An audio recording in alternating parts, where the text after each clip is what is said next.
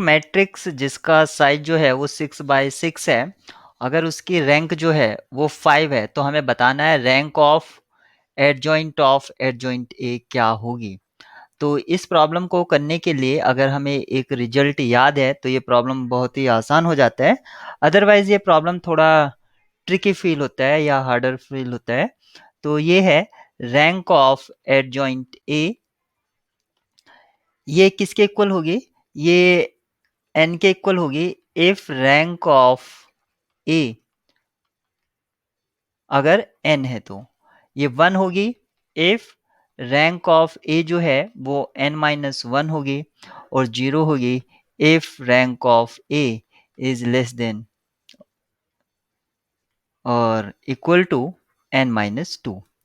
अगर आपको ये रिजल्ट याद है तो ये प्रॉब्लम आसान हो जाता है। तो ये हमें निकालना है रैंक ऑफ एडजॉइंट ए। तो हम लेट कर लेते हैं कि एडजॉइंट ए जो है वो मैट्रिक्स बी है, तो हमें बताना है रैंक ऑफ एडजॉइंट बी, इस मैट्रिक्स का रैंक निकालना है। तो सबसे पहले हमें बी की रैंक पता होनी चाहिए और फिर हम ये ऊपर वाला रिजल्ट अप्लाई कर देंगे इसमें। तो सबसे पहले बी की रैंक निकालेंगे, तो जो मैट्रिक्स बी है उसके लिए बात करेंगे, और बी क्या है? एडजॉइंट ऑफ ए। अब यहाँ पर मैट्रिक्स ए है जिसका जो साइज है वो 6x6 है, और इसकी जो रैंक है वो 5 है। 5 का मतलब हुआ ये n-1 इस प्रॉपर्टी को सेटिस्फाई कर रहा है, यानी कि n का वैल्यू यहाँ पर अगर 6 पुट कर दें तो ये यहाँ पर सेटिस्फाई करता है। तो जो रैंक है वो n-1 है। अगर a का रैंक n-1 हो जाए तो इसका जो एडजॉइंट है, ऊपर के रिजल्ट से हम इसकी रैंक क्या होगी? इसकी जो रैंक है वो होगी आपकी 1। तो हमें पता चल गया है कि रैंक ऑफ एडजॉइंट ए आपकी 1 है। तो बी हमने जो माना था वो क्या माना था? एडजॉइंट ऑफ ए।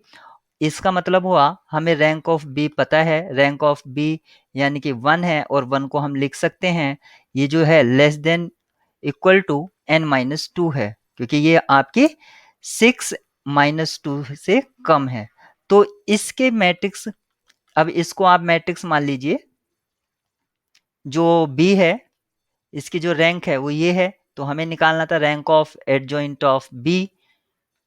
तो हमको निकालना था एडजॉइंट ऑफ बी, इस मैट्रिक्स का रैंक।